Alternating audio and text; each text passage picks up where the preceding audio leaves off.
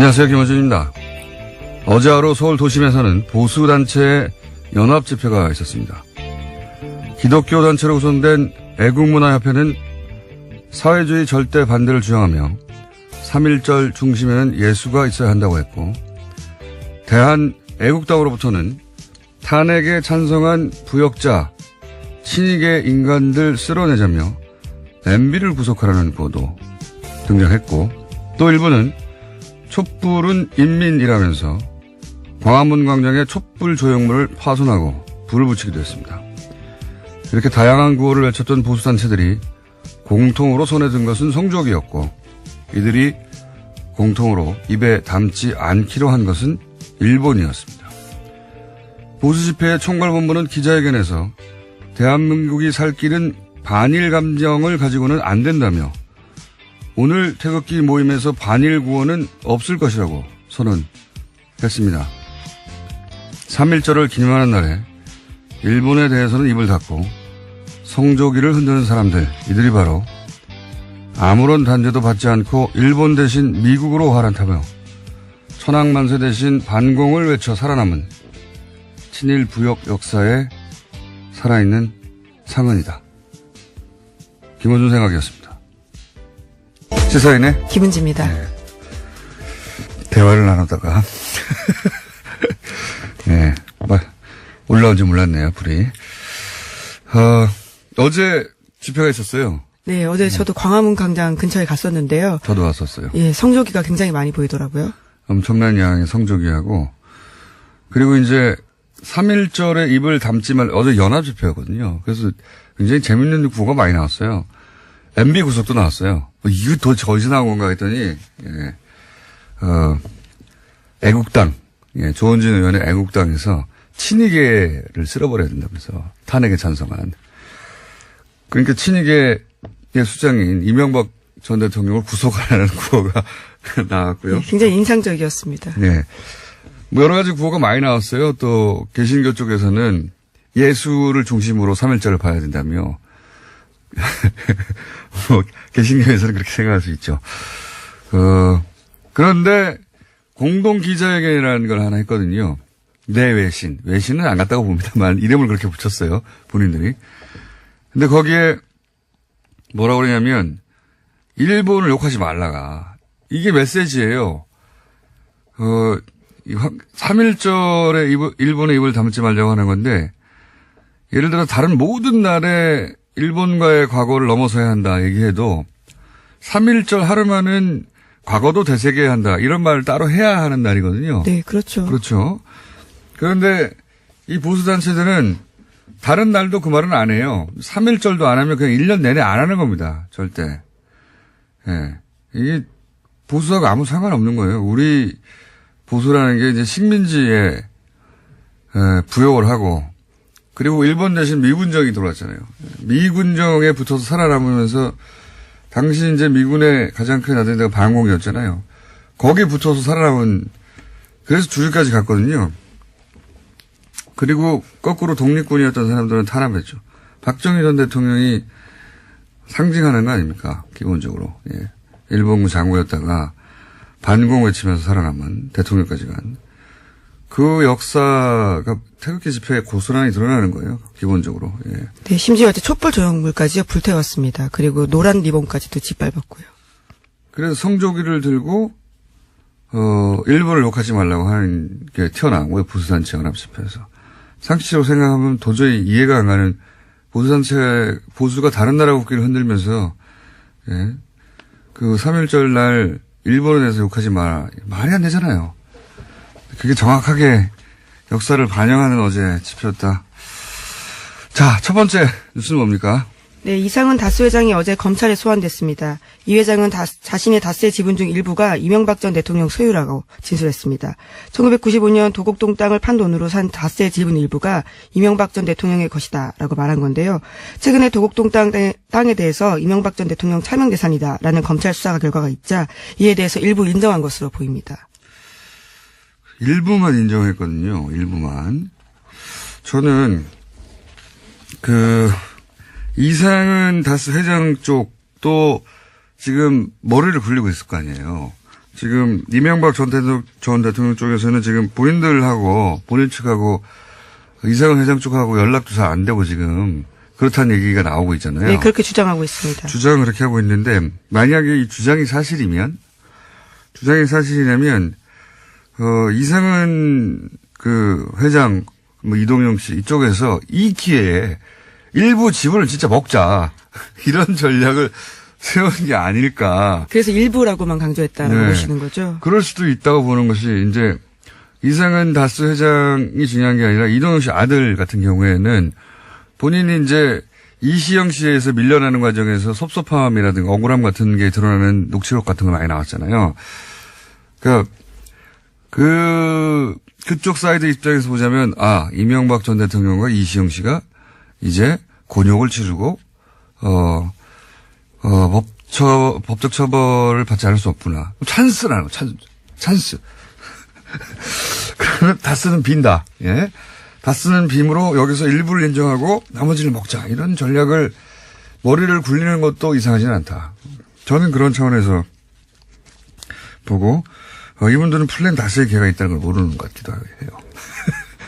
어쨌든 매우 이상한 진술이잖아요. 다면 다고 아니면 아닌 건데. 네, 일부만 인정했다. 일부만 인정함으로써 얻는 이득이 뭘까. 그 관점에서 보면 이동영 씨하고 이상은 회장, 이동영 씨가 특히, 아들 이동영 씨가 이거 다스를 차지할 절호의 찬스가 온 게 아닌가. 이런 생각을 저는 할 수 있다고 봅니다. 예, 물론 JTBC에 따르면요. 검찰이 제시한 자료나 관련자 진술에 따라서 이상은 회장의 진술은 계속해서 바뀌고 있다라고 합니다. 그러니까 이제 거기서 인정하지 않을 수 없는 부분만 인정하고 나머지는 내 거. 이 전략이 아닐까. 이걸 이제 이명박 전 대통령의 관점에서만 보지 말고 이제는 이동영 이상은 이 부자의 관점에서 보자면 찬스라는 거죠. 평생에 처음 찾아온 그런 점에서 이런 진술이 나올 게 아닐까. 저는 그렇게 생각했습니다. 제 생각입니다. 자, 다음 순요. 네, 현재 검찰이 이명박 전 대통령의 차명 재산이 사용된 것을 추적하고 있습니다. 2007년 한나라당 대선 경선 캠프에도 이 돈이 유입된 정황이 나왔다라고 하는데요. 검찰은 최근 돈 세탁 과정에 명의를 빌려준 사람을 소환 조사했습니다. 김재정 씨 회사 직원인데요. 이 사람은 출처 불명의 현금이 입금될 때마다 인출해서 이명박 전 대통령 경선 캠프에 갖다 줬다라고 진술하고 있습니다. 그 돈이 총 8억 원 됩니다. 이 돈도 이명박 전 대통령 돈 아니라고 보고요, 저는. 이게 이제 소위 대선 자금이 이제 여러 군데서 유입됐을 것이고, 왜냐하면 당시 이명박 전 대통령은 대선 몇 달 전에 이미 거의 당선이 유력하다, 확실시된다고 하는 후보였거든요. 거의 2배 가까이 지지율 차이가 났었기 때문에. 그래서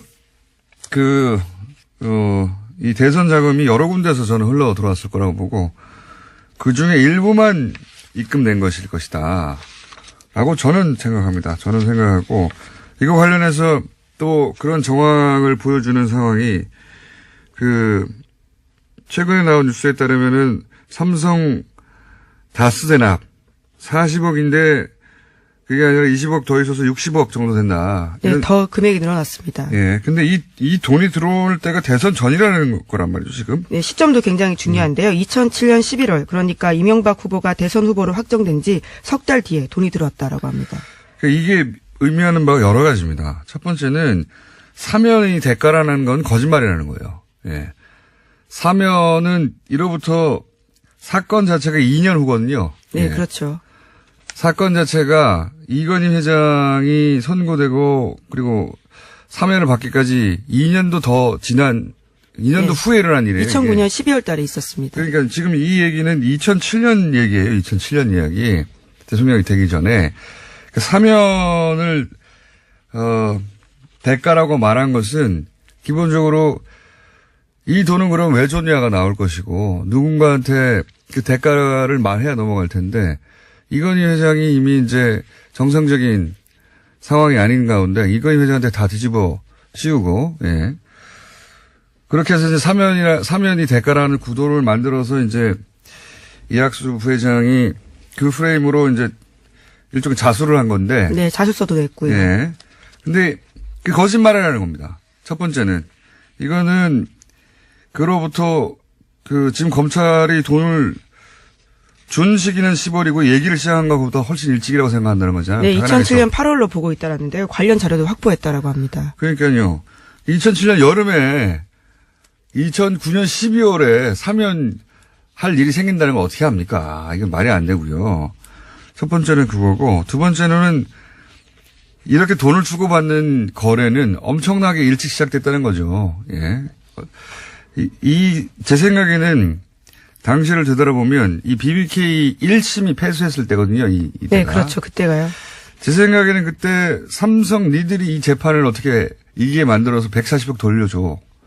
삼성전자가 가지고 있던 로펌, 미국의 로펌이 막강하다는 건 뭐 전 세계에서 가장 막강한 로펌 중에 하나니까 니들이 해결해 이거. 이런 일이 그때 이미 있었다. 그리고 이 돈들 있지 않습니까? 대선 캠프에 유입된 돈들도, 예. 그때 이제 여기저기서 많이 받았을 것이고, 예. 삼성도 이미 이때부터 유력한 후보니까, 붙어서 이제 여러 가지 편의를 제공하고 돈도 주고 했을 것으로 추정할 수 있는 근거가 되는 이제, 예, 뉴스가 나온 거죠. 이 시기가 굉장히 중요하다고 봅니다. 액수가 아니라 이번에는. 2007년에 진작 시작됐다. 예. 그리고 연결해서 다 연결된 거라고 보는데 당시는 대선 2달 후에 총선이 있었어요. 대선이 아니라 당선 취임, 이후에. 예. 취임 네, 2달 취임이죠. 후에 예. 엄청나게 유리한 상황이었거든요. 모두가 다 공천 헌금을 주지 않았을까. 그러니까 이명박 전 대통령 관련해서는 취임 전 대통령 대선 그리고 그 바로 위에 공천 어마어마한 돈들을 오갔을 것이다. 예.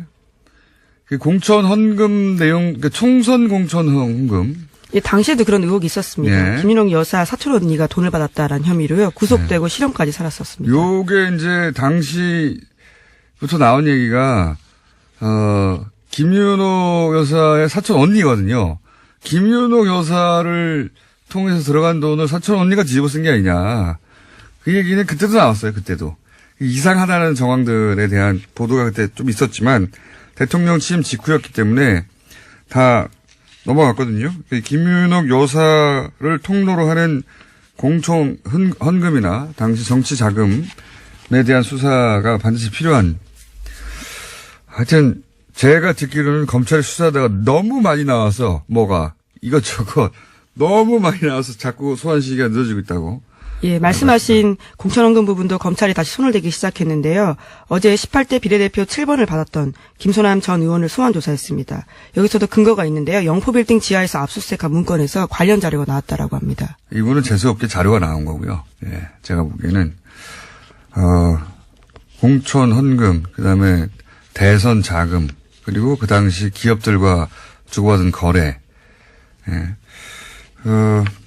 이명박 전 대통령은 공과사가 분명한 분이에요. 예. 네, 이팔성 전 친한 건 우리금융지 회장에게도 돈을 받았죠. 친한 건 친한 거고, 네. 마음은 돈으로 표현하라고 하는 분이기 때문에. 예, 물론 아직까지는 혐의이긴 합니다. 여기서, 공은 보통은 공적인 것인데, 이분은 동그라미, 돈을 의미합니다. 공과사가 대단히 분명히 구분되는 분이다. 예. 친하고 아는 사이는 기회가 주어진다는 것이지 공짜는 없다. 예. 마음은 돈으로 표현해라. 자, 다음 뉴스는 뭡니까? 네, 김관진 전 실장 소식 어제 전해드렸었는데 연속해서 보도해드리겠습니다. 김관진 전 실장이 미국 연수 당시에 로키드 마틴의 로비 업체 돈을 받았다라는 건데요. 이 돈을 전달한 사람이 이상득 전 의원과 각별한 사이라고 합니다. 이 내용은 청와대에 알려야 된다라고 해서요. 당시 기무사 문건에도 쓰여 있었다라고 하는데 청와대가 적극 대처하진 않았다라고 합니다. 이게 이제 한 발 더 들어간 KBS의 제가 보기엔 특종입니다. 대단히 중요한 특종인데, 그러니까 새로운 수사에 물꼬를 트는 대단히 중요한 출발이 될 수도 있는 특종이라고 보는데, 어제 전달한 것이 이제 김관진 전 국방장관, 전 실장, 안보실장이 로키드 마틴과 관련된 돈을 받았다는 거잖아요. 예, 본인이 미국에 있는 동안 체류비 비롯해서 모든 걸 다 받았다는. 네, 1억 원 받았다라고 합니다. 네. 다 받았다는 건데, 근데 이제 그 중간에 돈을 전달한 사람들이 이상득 전 의원 부인의 동창의 아들, 예. 동창의 아들이라는 거죠? 네, 그래서 미국 갈 때마다요, 항상 그 집에 머물렀다라고 합니다. 근데, 이게 로키드 마틴 같은 초대형 군산복합체가 가지고 있는 정보력을 통해서 정확하게 연결 포인트를 찍어서 하거든요. 예. 그리고 이 내용이, 기자들이 취재한 게 아니라 기무사 문건에서 나왔다는 게 중요합니다. 예. 군의 정보기관이죠. 거기에 정확하게 이런 내용이 있고, 그리고 그때 이미 기무사 내부적으로는, 지금 전직, 장성으로서, 월급을 이미 받고 있었단 말이죠. 나라로부터. ADD 연구자문위원으로. 네, 국방과학연구소 소속이었습니다. 네. 300만 원 월급 받았습니다. 그런 돈을 받고 있는 예비역 장군이 방산업체 로비 회사로부터 돈을 그렇게 받는 건 부적절하다고 보고서가 이미 있다는 거죠. 기무사 문건에. 그리고 이제 여기서 한 발 더 나갈 것은 최순실 게이트 때 한참 많이 나왔던 얘기가 뭐냐면, 최순실 씨가 로키드 마틴을 만났다는 얘기가 있었어요. 그때, 당시에. 예. 그 이전에 정윤회 씨하고 린다 킴이, 로키드 마틴을 만났다. 예. 그런 첩보송, 보도도 있었나요, 그때? 네, 보도도 있었는데요. 그때 네. 린다 김 관련 검찰 조사에 나온 내용이라고 합니다. 네, 린다 김 정윤의 패키지가 소위 이 미국 방산업체 로키드 마틴의 어떤 노비를 한국에서 담당하는 어떤 접촉 포인트였다면, 컨택 포인트였다면. 네, 물론 그 당시 기사는요. 네. 로키드 마틴이 같이 동석했다까지는 아니었고요. 린다 김과 정윤회 씨가 함께 있었다라는 정도였습니다. 여기서 저는 최순실과 김과진 패키지로 이 컨택 포인트가 바뀐 게 아니었을까라는 생각을 그때도 하고 있었거든요. 그때는 오갔던 어떤 첩보송 내용 중에 최순실 씨, 김관진 전 장관 패키지로 로키드 마틴을 만났다. 이런 얘기 있었어요. 예. 네, 그런 첩보성 이야기가 있어서요. 당시에 로키드 마틴도 입장을 낸 바가 있습니다. 네. 사실이 아니다라고 부인을 한 뜬금없이, 건데요. 예.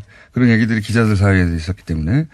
근데 이제 요 대목은 이제 새로운 수사의 출발점이 되는 것이, 이렇게 되면 김관진 전 실장이 갑자기 미국에 날아가가지고 사드 배치를 진행시켜버렸잖아요. 지금도 미스테리죠. 예.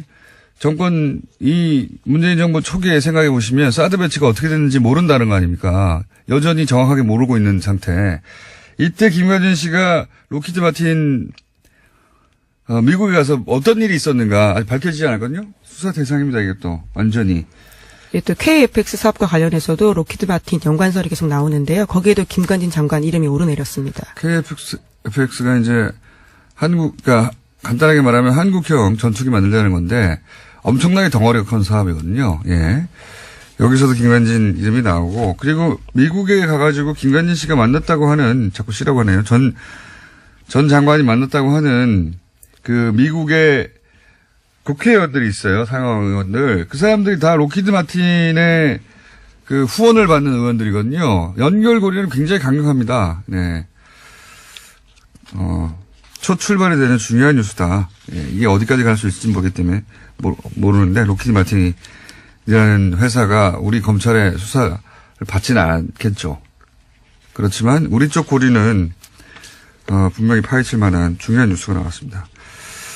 자, 뉴스를 한두 개 정도 더 할 수 있겠네요. 예. 네, 안태근 성추행 사건 관련해서 최규일 자유한국당 의원도 감찰 무마 의혹을 받고 있습니다. 이에 검찰 조사단이 비공개로 소환 조사 요구했는데요. 최 의원이 응할 수 없다면서 거부했다라고 합니다. 오늘 아침 한국일보가 보도하고 있는데 이에 따라 수사에 난항을 겪고 있다라고 합니다. 이게 원래 응한다고 했었단 말이죠. 예, 근데 바꾼 것은 제가 보기에는 자유한국당이 못 가게 했을 거라고 봐요. 예, 못 가게 했을 거라고 보는 것이 이 미투가 자유한국당 의원과 연결되는 것을 부담스러워하고 저지하려고 하는 거겠죠. 예. 이 서검사 건도 기본적으로 서검사한테 인사불이익을 준 정황들이 지금 나오고 있지 않습니까? 예, 실제로. 최규일 의원은 이렇게 계속 버틸 수는 없을 거라고 봅니다. 네. 그게 더 일을 키울 것이다. 요 사안은 저희 계속 지켜보고 있습니다. 하나 정도 더 하면 끝날 것 같습니다. 네, 문재인 대통령이 어제 트럼프 대통령과 통화했는데요. 북한 김여정 특사의 답방 형식으로 대북 특사를 조만간 파견할 계획이라고 밝혔습니다. 답방 굉장히 중요하죠. 지금 남북 관계가 그 북한이 원하는 건 하나거든요. 예전부터 하나였어요. 북한이 무서워하는 건 미국이에요. 예. 미국이 자기들을 힘으로 제압할 수 있다는 두려움을 가지고 있고, 그래서 끊임없이 북미 평화협정, 예. 지금은 기술적으로 전쟁을 잠시 멈춘 상태지, 전쟁이 끝난 상태가 아니잖아요. 역사적으로 이런 건 없어요. 진짜 전쟁을 1953년에 끝났는데, 아직도 전쟁이 끝나고 정전협정을 맺고 평화협정으로 전환하지 않는 전쟁이 없어요. 역사를 찾아봐도 이렇게 50년, 60년, 70년간 북한이 원하는 건 그거거든요. 근데 그게 거의 성사될 뻔한 게 두 번 있습니다. 한 번은 김대중 전 대통령 때, 두 번째 노무현 전 대통령 때죠. 직전까지 갔다가 실패했는데, 이제 지금은 김대중 전 대통령 플러스 노무현 전 대통령 상황이 복합적으로 벌어지고 있다. 저는 그렇게 보는 것이, 김대중 전 대통령 때는 본인이 팔을 만들었단 말이죠. 예. 본인이 팔을 만들어서 클린턴 대통령을 끌어들였어요. 예. 그리고, 클린턴 대통령도 민주당이었기 때문에, 노무현 전 대통령 때는 부시, 예. 부시가 절대 반대하겠었기 때문에, 그때는 미국의 의지가 절대적인 상황이어서, 예. 미국을 어떻게 끌어들일까, 설득할 것인가, 혹은 미국의 의지를 어떻게 변화시킬까가 키포인트였거든요. 지금은 문재인 대통령이 판을 만들면서 트럼프를 어떻게 끌어들일까, 그런 상황입니다. 세 번째 기회가 온 거죠. 세 번째 기회가. 이 평화 수세가 만들어지는데 굉장히 중요한 시국이라고 봅니다. 사실 지금. 자, 다음 뉴스는 뭡니까? 총기 옹호 트럼프 입장 받고. 네, 총기 규제 강화를 하겠다라고 트럼프 대통령이 밝혔는데요. 네. 지난달 28일 백악관에서 TV로 생중계되는 가운데 이와 같이 이야기했습니다. 갑자기. 네, 그렇습니다. 아주 갑자기 입장을 바꿔서요. 네. 민주당 의원들을 믿지 않는다는 태도를 취하고 있습니다. 왜냐하면 지난번 이민 문제 토론회 때도요. 그렇게 똑같이 했었거든요. 그러니까 며칠 전만 해도 트럼프가 학교 선생님들 총 들고 있으면 된다고 그랬잖아요. 저는 트럼프라서 이렇게 할 수 있다고 봅니다. 트럼프 근본이 없잖아요. 근본이 없기 때문에 중간 선거에서 본인이 유리하다면 뭐든지 하는. 예? 그래서 저는 대북 관계도 근본이 없기 때문에 본인한테 유리하다고 생각되는 순간 바로 입장을 바꿀 수 있다. 그 생각을 계속 하는 중인데, 이 문제는 잠시 후에 미국의 시민참여센터 김동석 상임이사 연결해서 짚어보기로 하겠습니다.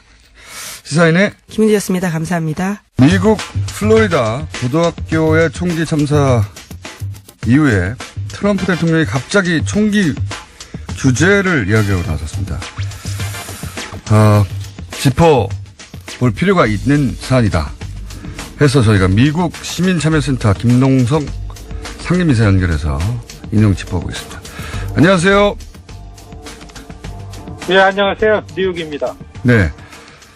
우선 이게 이제 아무래도 트럼프 지지율부터 짚고 넘어가야 전반적으로 이해될 것 같아서 여쭤보겠습니다. 트럼프 지지율이 어떻습니까? 트럼프 지지율, 갑자기 하락이 돼서 아주 최저치라고 생각해야 돼요. 34에서 36% 나오니까 본인도 굉장히 당황했을 거라고 봅니다. 갑자기 한 5, 6%가 내려갔으니까요. 가장 최근에 지난 20일부터 23일까지, 한 미국 성인 1,016명 대상으로 조사한 거에 있어서요. 그 이전의 지지율에서 한 5% 하락해서 평균 한 35%. 굉장히 좀 내놓기가 어려운 거죠. 이 지지율을 보면요. 남성은 42%, 여성이 29% 지지율입니다. 그 다음에 50세 이상 지지율이 43%고 35세 미만 젊은 층이죠. 22%, 백인이 42%, 유색인종 지지율이 한 22% 이렇습니다. 이걸 볼 때는 분명히 최근에 대통령이 어떤 입장을 표명한 거에 대한 이런 지지율의 하락으로 보기 때문에 굉장히 그 본인도 대통령 본인도 굉장히 당황했을 거라 이렇게 생각되는 지지율입니다. 그렇군요. 그러니까 이제 이 사고가 나면서 트럼프 대통령이 교사들이 총기를 들어야 한다 뭐 이런 발언을 하면서 이런 대처들이 오히려 지지율 폭락으로 이어졌고 중간선거가 굉장히 중요한 트럼프 입장에서는 뭔가 내놔야 된다. 그죠? 총기 규제를 거꾸로 강화해야 된다는 여론도 역대 가장 높은 상황인 거죠? 이 양쪽이 극단적으로 내놓는 그 의견들이 충돌을 하는 건 뭐 어제 오늘 일이 아니지만 굉장히 지금 격해져 있습니다. 네. 두 가지죠. 총기를 갖고서 안전과 이 생명을 보호하자. 또 한쪽은 안전과 안정을 위해 가지고서 이제 총기 규제를 해야 된다라는 건데요. 17명의 이 고등학교에서의 이 사람이 한꺼번에 죽는 거에 대해서 말씀하신 것처럼 대통령이 교사들이 총기로 그래서 무장을 해서 뭐 이런 단어를 한 게 이건 상식적으로 도저히 말도 안 되니까 이거에 대한 지지율의 하락이었다라는 게 명백하게 보여지는 거죠. 이 갑작스러운 대통령이 총기 규제 입장을 내놓는 데 있어서 본인의 이 지지율에 대해서 굉장히 충격을 받지 않았을까. 겨우 지지율이 한 6, 7% 올라갔습니다.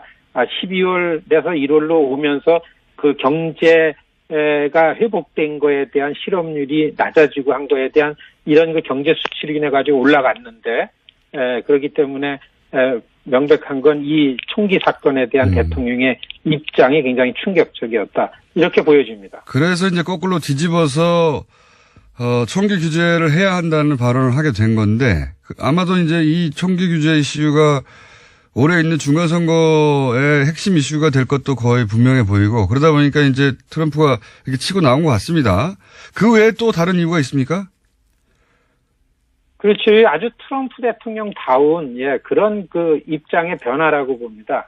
이 지금 미국에서 총기 규제에 대한 여론이 최고치에 아주 끝까지 올라와 있는 상황이라 그러고요. 이게 사회에 얼마나 민감하게 반응하냐면은 총기 규제를 위해서 어디고 깃발만 꽂으면 수없는 사람들이 몰려 나올 만큼 민감하게 사회에 나와 있습니다.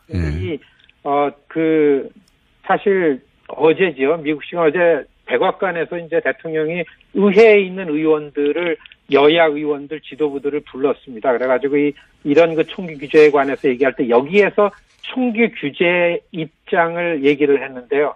이때의 트럼프의 발언이 아주 굉장히 공격적이었습니다. 왜냐하면 아시겠지만은 총기협회의 돈로비라는 건 뭐 세상이 다 아는 건데 여야 의원들이 똑같이 민주당 의원들은 총기를 규제하지만은 적절한 수준에서 너무 강하게 반대하지 말라라는 그 목적으로 총기협회가 돈을 주고 공화당 의원들한테는 적극 반대하라는 걸로 하고 의원들을 포로로 만들어 놓은 게 총기협회인데 여기에서 대통령이 자기는 2016년 선거 때에 굉장히 많은 돈을 받았으면서도 여러분들 왜 총기협회를 두려워합니까? 나는 그 로비에 전혀 개의치 않으니까 이제는 두려워하지 말고 우리가 일할 때가 됐다. 이런 발언을 확 해버렸습니다. 이런 부분이 있었고 두 번째는 이 이슈가 대개 중간 선거는 사회 이슈에 대한 당과 당의 평가를 받는 선거인데 이 선거 전에 이 총기 규제안이 최대 이슈가 될 것이 확실해졌습니다. 그렇겠죠. 트럼프 특유의 이슈 선점하는 측면에서 이런 발언을 했다고 보여집니다. 세 번째는 빌리 그레이엄 목사님 장례식 때 멜라니아 여사하고서 너무 다정스럽게 그 트럼프 대통령이 참가한 게 보이니까 이 미국의 이 전문가들이 그 트럼프의 섹스 스캔들이 나온 다음에 두 부부 간에 문제가 있었었는데 멜라니아 여사랑 관계가 좋아진 거 보니까 영향을 준다. 지난 주말에 전국 주지사 협의회가 DC에 있었습니다. 그때 주지사 부인들 모임에서 멜라니아 영부인께서 이 총기 규제 입장을 밝혔습니다. 그 아동 청소년 보호하고 우리가 목소리를 높이자. 이래서 영향을 준 거 아닌가라는 의견도 나오고 있고요. 그 다음에는 이제 특유의 트럼프가 오바마 지우기 2013년도 오바마 대통령이 의회에서 이걸 추진하다가 실패했습니다. 총기 규제안. 이 총기 규제안을 냈던 민주당 의원이 그 당시 어제 트럼프 옆에 앉아 있었는데 나는 이걸 할 거다.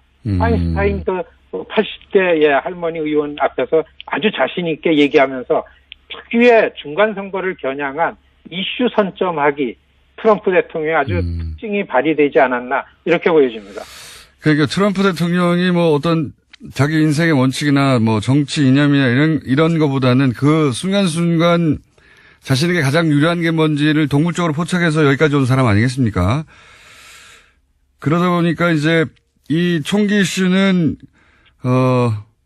이렇게 확 입장을 바꿔야 본인한테 유리하다 이렇게 생각한 것 같은데요. 종합적으로. 제가 이 시점에서 궁금한 것은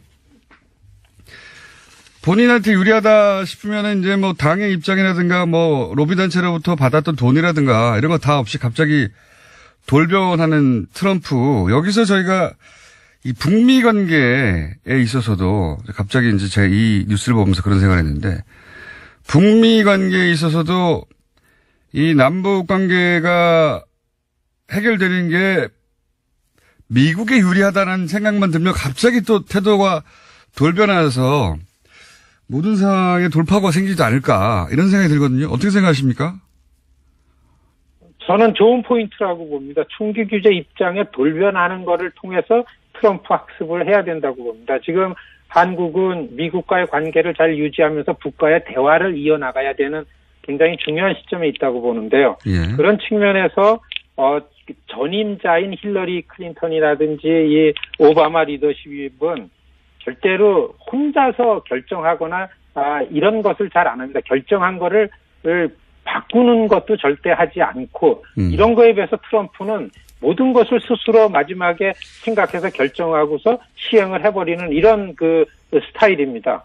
그렇기 때문에 트럼프가 자기 판단을 할 수 있도록 도와주는 부분이 중요한데 저는 오늘 그 뉴스가 나왔는데요. 문재인 대통령이 트럼프 대통령과 통화를 했다 그럽니다. 네네. 올림픽 때 북과의 그 관계했던 내용을 갖고 서로 이야기를 나누면서 북과의 대화를 이렇게 이어가겠다. 그리고 특사도 그래서 보낼 수밖에 없다라는 거를 얘기하면서 좋은 분위기에 그 전화를 하셨다는 얘기를 듣고 저는 굉장히 이게 중요한 포인트다. 트럼프 대통령은 사실은 제가 볼 때에는 북과 한국의 관계하는 것만큼이나 중국에 대해서 모든 거를 신경을 쓰고 있다라는 걸 보고서 남과 북이 대화하는 게 이게 미국이나 트럼프 대통령이 북과의 관계를 틀라 그러는데 유리하다라는 논리를 가지고 계속해서 이렇게 소통을 하면은 절대 한미 관계를 유지하면서 남북 대화 이어질 수 있을 거다. 이렇게 볼 수 있다고 봅니다. 그러니까요. 그 남북 대화가 되고 이 북한 간 문제가 해결되는 게 트럼프의 중간 선거에도 유리하다. 라는 생각만 트럼프가 하게 되면 굉장한 속도로 또 진도가 나갈 수도 있겠다 싶은 생각이 듭니다. 예. 여보세요? 그렇습니다. 한편에서는 트럼프 대통령이 훨씬 더 이 안보 관련한 부분에 있어가지고선 관계를 잘 유지하기 쉬운 부분이 있다라는 그 전문가들 얘기 나오는 게 바로 이래서 그렇지 않나 이렇게 생각합니다. 알겠습니다. 오늘 말씀 여기까지 듣겠습니다. 감사합니다. 네, 안녕히 계십시오. 네, 김농석 미국 시민참여센터의 상임 이사였습니다. 문재인 대통령이 어제 밤에 트럼프 대통령과의 전화통화에서 대북특사 파견하겠다라는 계획을 전달했다고 하죠. 최근 들어서 대북특사가 중요하다는 그 필요성을 여러 차례 강조한 분입니다. 참여정부 시절 통일부 장관 정동영 민주평화당 의원 연결됐습니다. 안녕하십니까? 네, 안녕하세요. 네, 오랜만입니다, 의원님. 예, 오랜만입니다, 우리 김총수님. 예. 지금 이 시점에 대북특사 파견을 언급한 이유가 뭔가요? 어떻게 보십니까? 당연하지요. 예. 평창을 북미 대화로 이끌기 위해서는 김정은 위원장의 결단이 필요하잖아요. 그러려면 김정은 위원장을 일단 만나야 되는 거죠. 지금까지 지금 집권 7년 차인데 외부에서 김정은을 제대로 만나본 사람이 없습니다. 그렇죠. 어떤 인물인지 성격은 어떤지 정말로 어떤 의도를 갖고 있는지 들어봐야 할 것 아니겠어요? 그건 우리가 할 수 있는 일이죠. 그래서 대북 특사가 필요하다고. 누가 작업합니까? 뭐 제가 어제 글도 하나 썼습니다만, 네. 서훈 원장이 적임이라고 생각해요. 그 이유는 두 가지인데요. 하나는 북은 낯을 가리거든요. 그러니까 전에 만난 사람이냐 안 만난 사람이냐. 근데 김정은 위원장은 만난 사람이 없지만 자기 아버지 김정일 위원장과 가장 많이 만난 사람이 아마 6번인가 그렇게 될 겁니다. 서훈 원장이고, 또 하나 조건은 남쪽에 문재인 대통령과 가장 가까운 거리에 있는 인물이어야 해요. 이 두 가지 조건을 보면은 서 원장이 제일 적임인 거다 이렇게 생각합니다. 서훈 원장과 함께 가면 좋을 사람들 혹시 생각나십니까? 글쎄요, 뭐 문재인 대통령이 적절하게 판단하시겠죠. 그렇긴 합니다만, 네, 의원님의 의견이 궁금해서 여쭤본 것인데, 일단 서훈 원장이 가는 게 가장 적절하고, 뭐 임종석 실장이나 뭐 통일부 장관이나 또 그 외에 여러 사람 민간인들 중에서도 거론되지 않습니까? 다 자격이 있죠. 네. 그런데 아까 말씀한 제 두 가지 조건이 맞다면 거기는 딱 한 사람밖에 없는 거죠. 그렇군요. 지금 한미 군사훈련 연기 이런 얘기 나오지 않습니까? 예. 이 문제는 어떻게 풀어야 된다고 보십니까? 결국 지금 작년하고 올해 한반도 정세가 바뀐 것은 평창 효과잖아요. 그러니까 남북 관계가 진전이 되면 미국을 견인할 수 있다라는 거죠. 그러니까 남북 간 접촉이 그게 뭐 미국이 시킨 거거나 미국의 허가를 받고 한 건 아니죠. 주도적으로 접촉하니까 이런 정세 변화가 왔는데, 한미 군사 훈련도 평화의 도구이지 그것이 뭐 최종 목표는 아니잖아요. 군사 훈련이 목표는 아니죠. 하기 때문에 사람이 하는 일인데 못할 게 없다고 생각합니다. 물론 기간 규모 축소 정도는 가능할 것이고, 또 그러나 8월 달에 또 훈련이 있으니까 또 통합해서 하는 방법도 있고 뭐 여러 가지 방법이 있는데, 문제는 이제 3월 18일 패럴림픽이 끝나기 전에 특사가 가서 뭔가 일정한 성과를 만들어내고 북미 관계가 탐색적 대화라도 움직이기 시작하면 그 동력을 가지고 훈련 문제도 조정할 수 있다고 생각합니다. 지금 이제 대북 특사고 강경화 외무부 장관이 미국을 또 방문하는 거하고 동시에 이루어지는 것 같은데, 요 앞에도 잠깐 얘기했습니다만 지금까지 보신 트럼프 대통령의 어떤 기질 특징상 남북 대화 혹은 북미 관계 개선을 위해서 트럼프 대통령을 우리가 어떻게 다뤄야 할까요? 제일 어려운 게 이제 일관성이 없다는 거지요. 근데 하나 기회 요인은 트럼프 대통령은 자기 인정, 자기 과시욕이 큰 인물이거든요. 그렇죠. 굉장하죠. 그러니까 그걸 인정해 줄 필요가 있어요. 그러니까 문 대통령이 이런 남북 관계의 해빙이 대북 제재 압력의 공이다. 당신의 역할이 컸다. 이렇게 얘기해 준 것은 적절하다고 생각합니다. 근데 최근에 책이 하나 나왔는데요. 트럼프가 위험하다는 책이죠. 혹시 보셨는지 그렇죠. 모르겠죠. 네, 압니다. 네. 이 자기애성 인격 장애를 가진 대통령 겸 최고사령관이 네. 그 존재가 모든 미국인과 세계에 매우 위험하다. 네. 뭐 이제 이런 미국 정신과 전문의들이 그렇죠. 전문가들이 모여서 만든 책이죠. 예. 이분들이 이제 공직 부적합 판정을 내리고 그리고 전 세계에 위험 경고를 한 것이다. 이제 이런 건데요. 근데 어쨌든 아마 김영철 부장 사실상 두 번째 특사인 셈인데 아마 그 점을 강조했을 겁니다. 위험하다.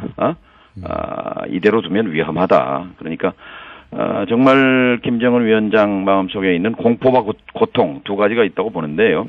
하나는 트럼프 대통령이 진짜로 전쟁을 할지 모른다 하는 공포가 있는 거고요. 그다음에 국제사회의 제재와 압박에 대한 고통이 큰 것인데, 이 공포와 고통을 벗어나기 위한 우리 나름대로의 생각과 해법을 아마 소통했을 것이라고 생각합니다. 알겠습니다.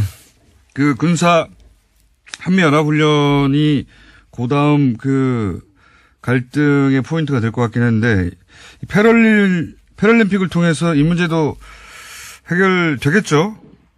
그러니까 대북 특사가 지금 필요하다는 거죠. 올림픽 끝난 지 지금 이제 닷새 예. 일주일이 돼가고 패럴림픽이 지금 뭐 한 열흘 남짓 남았잖아요. 18일까지. 그렇기 때문에 한 보름 남았군요.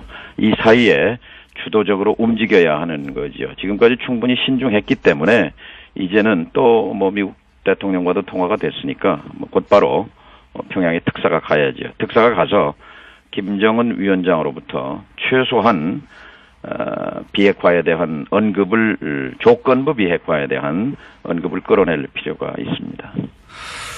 그 의원님이 그 통일부 장관 하던 시절 노무현 시절에 노무현 대통령 시절에 미국을 상대해 보셨을 거 아니겠습니까? 당연히 대북 문제 예. 해결하기 위해서. 그때도 어려웠어요. 예. 그때하고 지금하고 비교하자면 지금 현 정부에 해주고 싶은 말씀 있으십니까? 지금이 훨씬 상황이 나쁘죠. 그렇지만 그때 상대했던 네오콘보다는 예. 트럼프 정부는 어떤 면에서는 단순하죠. 계산만 맞으면 하거든요. 예. 그러니까 이념으로 하는 게 아니기 때문에. 그래서 트럼프 대통령 아까 앞에 말씀하시던데 중간 선거를 앞두고 있기 때문에 정치인이잖아요. 그 미국을 어떻게든지 끌어당겨야 하고 그러기 위해서는 명분을 줘야 하는데 북으로부터 지금 특사가 가서 최소한 받아내야 할 말이 이 비핵화는 김일성 주석의 유훈이다. 그것은 10년 전에 제가 김정일 위원장 만났을 때 이끌어낸 말입니다만 그 말이라도 나오면 저는 북미 대화 테이블이 열릴 수 있다고 생각합니다. 유훈이다, 비핵화가. 그 정도 말이라도 끌어내면 이제 진전이 될 수 있다. 사실 미국도 명분이 필요한 거니까요, 트럼프도. 예, 그 말은 또요, 2년 전이죠. 김정은 집권 5년 차, 김정은 위원장 5년 차에 조선반도 비핵화의 5대 조건이다. 이런 발표를 한 적이 있어요. 그 정부 성명으로. 그것은 여전히 유효하다고 봅니다. 거기에 보면은, 그 할아버지 김일성 주석과 아버지 김정일 위원장의 그 비핵화의 의지는 그 유훈이다. 이렇게 표현하고 있어요. 여전히 그 말은 김정은 시대에 와서도 썼던 거거든요. 알겠습니다. 연결한 김에 한 가지만 더 여쭤보겠습니다. 요즘 갑자기, 나온 이야기고, 최근 저희 방송에서도 한두 번 거론이 됐었는데, 정의당과 교섭단체 구성하자는, 발상을 가장 강력하게 밀어붙이고 계신 분이 의원님이라고 제가 들었습니다. 맞습니까? 예, 저는 해야 한다고 생각합니다. 그리고 지금 국민이 촛불 시민이 원했던 개혁, 제도 개혁, 제대로 착수 안 됐지 않습니까? 근데 국회는 1대2 구도거든요. 보수 야당이 둘이고 여당이 하나인데 어쨌든 적폐 세력 적폐 청산과 함께 이 개혁을 위해서도 정의당과 민주평화당의 교섭단체는 필요하고 국민을 위해서 필요하고 또 당으로서도 이게 실사구시적으로 실용적으로 볼 때 꼭 필요한 거죠. 지금 당내 분위기는 어떻습니까? 그 이야기가 언론에 보도된 지는 며칠 지났는데, 예. 몇몇 의원들의 아이디어 차원에서 제안 이 정도만 보도됐지. 아닙니다. 아닙니까?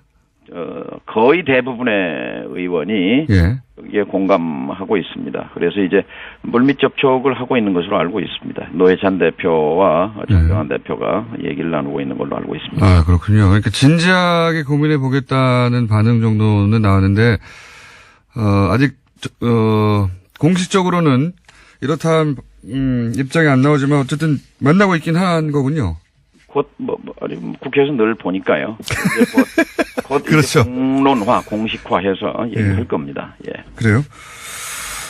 그 가능성이 높다고 보십니까?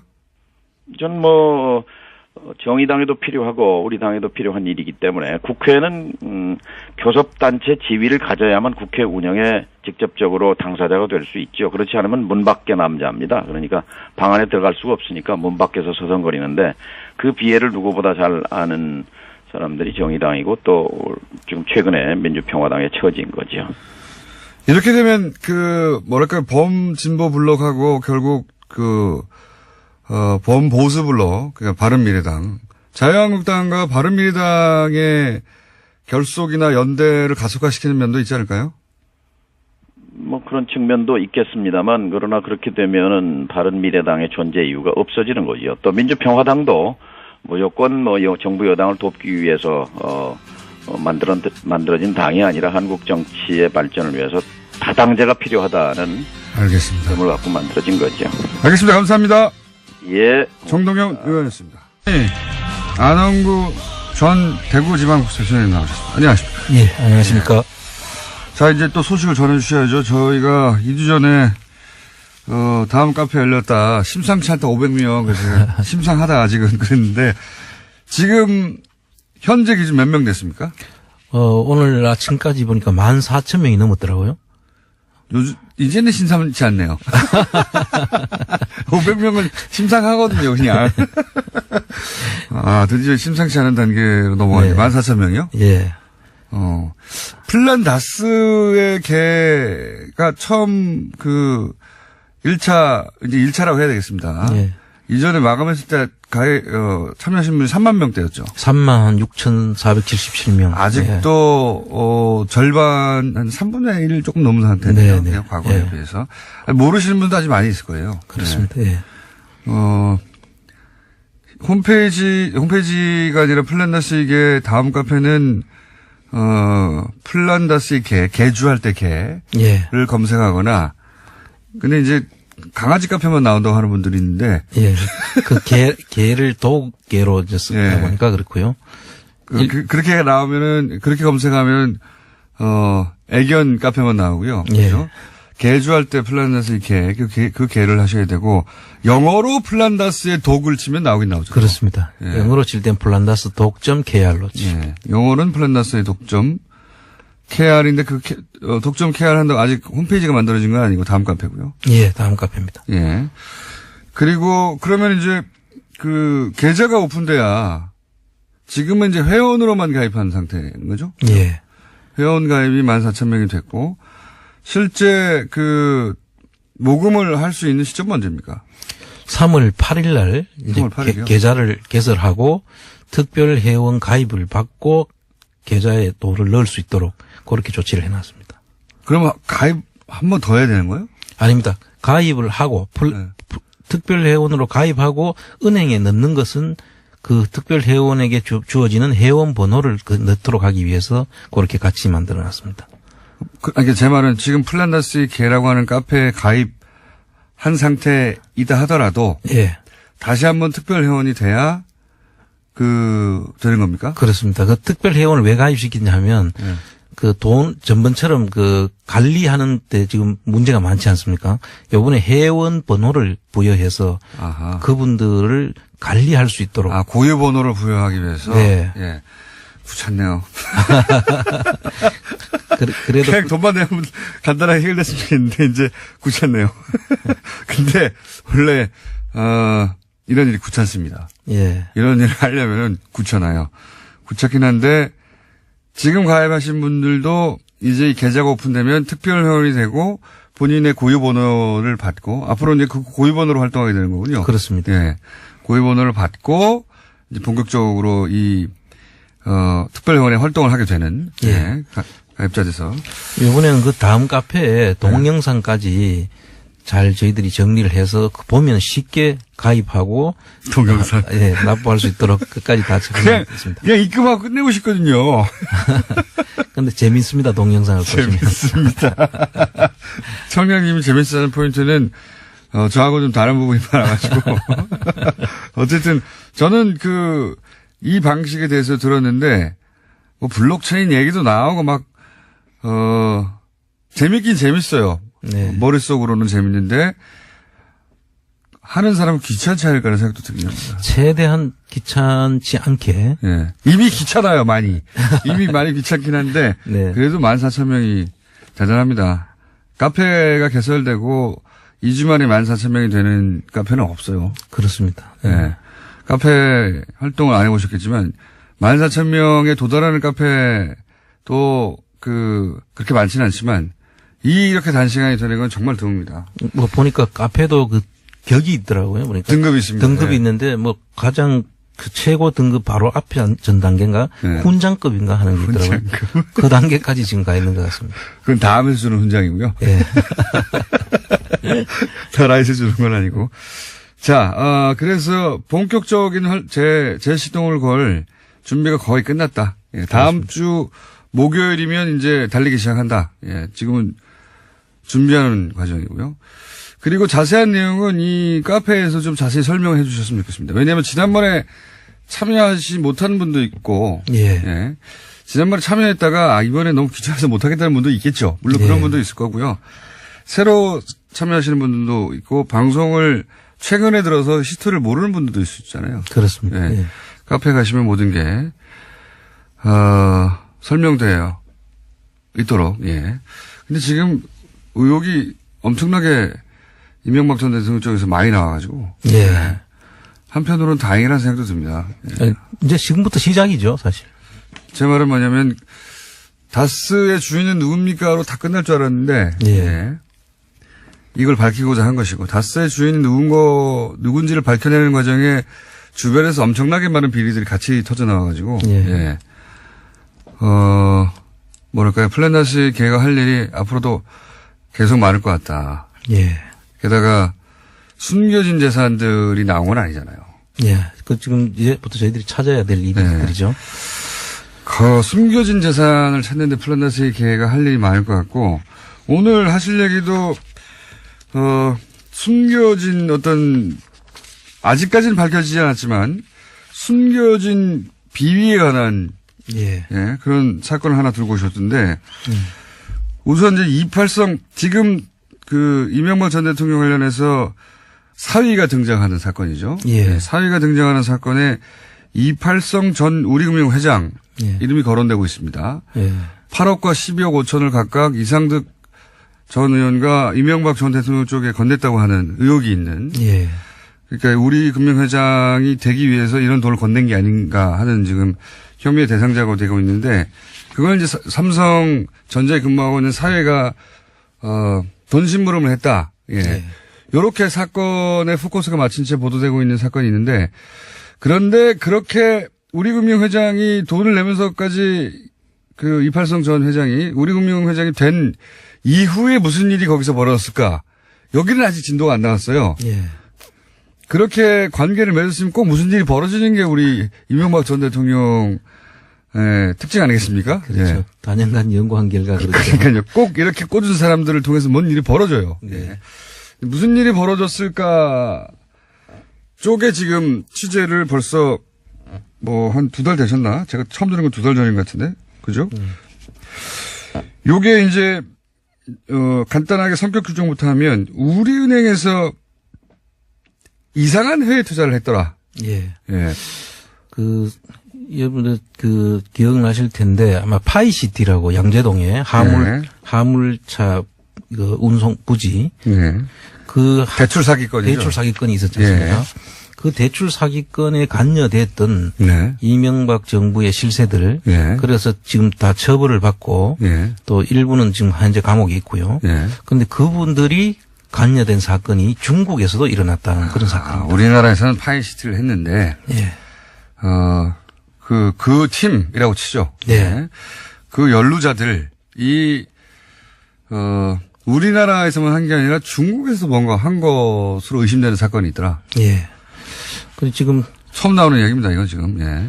그래서 지금 그 당시에 최초에는 대한생명과 국민은행으로부터 돈을 빌렸더라고요. 근데 그 보증을 우리은행이 썼다가 예. 이팔승 씨가 그때 우리은행 지주회장으로 들어가면서 예. 그때부터 우리은행이 그 보증을 따놔가지고 우리은행이 3,800억을 대출을 하는 사건입니다. 자, 복잡해요. 네. 자, 원래 우리은행이 투자한 건 아닙니다. 예. 그렇죠? 예. 그런데 우리은행이 3,800억을 떠안았어요. 예. 이팔성 전 우리금융 회장 시절에. 예, 예. 여기서부터 시작되는 겁니다. 이제 근데 이 사건에는 파이시티라고 하는 이미 이제 문제가 돼서 예. 감옥에 가고 뭐 처벌을 받고 했던 대출 사기건이 있는데 네. 거기에 연루됐던 사람들이 요건에 되어 있는 것으로 지금 드러나고 있는 과정입니다. 예, 그렇습니다. 예. 그런데 3,800억을 중국의 이제 쇼핑센터죠, 이게. 예, 그 하프 빌딩이라고 예. 건물의 지분을 사는 데 쓰여졌는데 예. 거기에 들어갔는 돈을 보니까 빌린 돈은 3,800억인데 예. 실제로 투입된 돈은 1,650억만 들어갔더라고요. 자, 이제 최대한 제가 이해해 볼 테니까. 예. 네. 자, 중국의 대형 쇼핑센터를 사는데 3,800억이 물려 있는데 그 중에 실제 쓰인 돈은 1,600억대다. 네. 예. 그런데요. 그런데 그 나머지 돈은 지금 어디 갔는지 지금 드러나질 않고 있고요. 아하. 그러니까 떠하는 돈은 3,800억인데 예. 나머지 2,200억 정도가 행방이 묘연하다. 예. 그리고 그 없어진 돈도 돈이지만 지금 그 소유권이 그 지분 소유권이 예. 중국 조선족 우리 조선족 명의의 이름으로 지금 소유권이 넘어가 있어요. 2,200억이요? 아니면 3,800억 전체요? 그 1,600억이 들어갔는 하프 네. 빌딩에 대한 지분 소유권이 예. 조선족 이름으로 가 있는데 예. 최초에 그걸 만들 때는 페이퍼 컴퍼니를 만들어 가지고 네. 한 주의 페이퍼 컴퍼니였는데 네. 그걸 100주로 늘립니다. 100주로 네. 늘리는 과정에서 중국 조선족이 99%를 장악하는 그런 형태로 조선족에게 넘어가 있는데 이게 웃기는 게 그 조선족의 그 소유권으로 넘어가 있기 때문에 우리은행은 지금 그걸 찾기 위해서 우리나라 굴지의 그 법무법인을 동원해서 예. 소송까지 합니다. 예. 그래서 일부 소송은 이기고 했는데 결국 그 소유권이 넘어간 거는 조선족한테 지금 가 있거든요. 사건의 윤곽을 이해하기가 힘듭니다. 그렇습니까? 예. 다시 한번 설명해 주시면 이팔성 우리금융 회장이 회장인 시절에 예. 2011년에 우리은행이 3,800억에 대해서 그 사건은 2008년도에 일어났고요. 예. 2008년 6월 달부터 우리은행 지주 회장을 이팔성씨가 하고 있거든요. 네네. 그때 이미 일어났던 사건인데. 일어났던 사건인데. 예. 그래서 중국에 있는 그 하프 빌딩을 1,650억을 들여가 사는데 돈은 빌려간 건 3,800억이고. 자, 우리은행이 중국의 그 쇼핑센터를 삽니다. 네. 투자합니다. 예. 투자하는데 여기에 3,800억을 투자했다는 거지 않습니까, 지금? 장부상으로. 빌려간 돈이 3,600억이고 장부상으로 들어간 돈은 1,650억으로 들어가 있습니다. 지금. 그걸 이해 못하겠어요, 여기서부터. 그걸 좀 설명해 주세요. 그러니까 우리은행으로부터 그 돈을 빌려가 가지고 네. 3,800억을 빌려가 가지고 누가 빌려갑니까? 그 중국에 있는 조선족 중에 지금 구속돼 있는 파이시티 사건으로 구속돼 있는 민봉진이라는 분하고 예. 김홍영이라는 사람이 있는데 예. 그 둘이는 부부입니다. 예. 부부인데 그 돈을 빌려가 가지고 3,800억을 파이시티 때문에 지금 감옥에 가 있는 사람이 예. 3,800억을 우리은행으로부터 빌려요. 예. 예, 1차. 그리고 1,650억으로 실제로 지분을 사죠. 그 중에서 빌려간 건 3,800원인데 1,600억만 써서 지분을 삽니다. 예. 그럼 나머지 돈은 지금 어디에 쓰여졌는지 예. 일단 그 대출 1,600억을 갔는데 3,800억을 빌려갔으니 나머지 돈이 어디 사라졌는지를 일단 봐야 되고요. 1차. 예. 1차 빌린 돈은 3,800억인데 예. 건물 산다고 빌려갔단 말이죠. 그렇습니다. 근데 그 중에서 1,600억 어치 지분밖에 확보를 못 했어요. 네. 그러면 2,200억이 어디 갔느냐? 이게 예, 첫 번째 질문이고. 예. 예. 거기까지 이해했습니다. 그런데 그럼 1,600억이 들어갔는 예. 하프 빌딩 지분은 예. 우리은행 지분이 돼 있어야 되죠. 그렇죠. 거기서 대출받아서 갔으니까. 그렇죠. 예. 그런데 그 지분은 지금 현재 조선족 다른 조선족. 그러니까 예. 부부가 지금 구속돼 있는 남편은 구속돼 있고 예. 그 부인인 조선족 아내에게 가 있습니까? 아내한테 지금 가 있거든요. 자, 여기까지 이해했어요. 예. 그런데 이 지분 때문에 소송이 있었죠. 예. 그 조선족이 가지고 있는 지분이 예. 사실상 우리은행 것이라고 해서 소송이 있다가 예. 결국 그 조선족의 명의로 돼 있는 것으로 지금 결론이 나 있습니다. 현재는. 그 소송은 어디서 진행이 됐습니까? 국내에서 진행됐습니까? 중국에서 진행됐다. 진행됐죠. 아하. 거기까지도 이해했어요. 예. 돈은 우리은행이 냈는데, 그래서 지분을 샀는데, 네. 그런데 우리은행 지분이어야 하는 그 지분이 사실은 지금 감옥에 가 있는 조선족 부인한테 가 있다. 그렇습니다. 전체 다가. 네. 그러니까 우리은행은 1,600억을 쓰고 아무런 지분 확보를 못했고, 예. 그리고 1,600억 이전에 3,800억을 대출했는데 예. 2,200억의 행방은 모르겠고, 예. 이렇게 요약될 수 있네요. 그렇습니다. 재밌네요, 이거. 거기까지가 대출 사기 사건이고요. 여기까지 대출 사기 사건인데 요 주범들이 파이시티 주범이었다. 그렇습니다. 겹친다. 예. 파이시티 비리 주범이었던 이미 구속되어 있는 사람. 네. 그 사람들은 이제 요건이 터지기 전에 이미 파이시티 건으로 구속이 돼버렸던 거죠. 그렇습니다. 예. 여기까지 이해했습니다. 여기까지가 이제 2,200억에 대한 대출 사기 아니냐? 예. 이런 의혹을 가질 수 있는 거죠. 그렇습니다. 사라진 돈이 액수가 너무 큰데요. 그렇죠. 네. 예. 근데 거기서 그치지 않고 네. 또 중국 북경 우리은행에서 지점에서 예. 또 돈을 빌립니다. 그걸 지분을 담보로. 담보도 아니고 신용으로 네. 돈을 한 470억인가 빌려요. 중국에서 또요. 또 빌립니다. 그래서 이게 누가 비호하지 않으면 있을 수 없는 일이 벌어지는 거죠. 그러니까 3,800억 대출 받고 네. 또 중국에 가서 470을 또 받고 중국의 우리은행을 통해 가지고. 그렇습니다. 그러면 총 이게 4,000 얼마입니까? 4,200억인데 4,270억. 예. 네. 4,300억이 가까이. 예. 또 다른 것까지 다 치면은 지금 제가 보니까 대충 5,300억에서 5,500억 정도의 그 대출 사기 사건으로 지금 이제 추산이 되는데요. 5,500, 그러니까 우리은행에서 또 딴 데서 또 했어요? 우리은행 말고도? 그 우리은행 일부하고 그 사이에서 이제 그 지분을 샀으니까 지금 임대료도 받아야 되고 네. 그 들어간 받을 돈들이 있는 사건까지 다 합하면 네. 한 5,500억까지 우리 국부가 예. 일단 우리은행으로부터는 한 4,300억대. 네.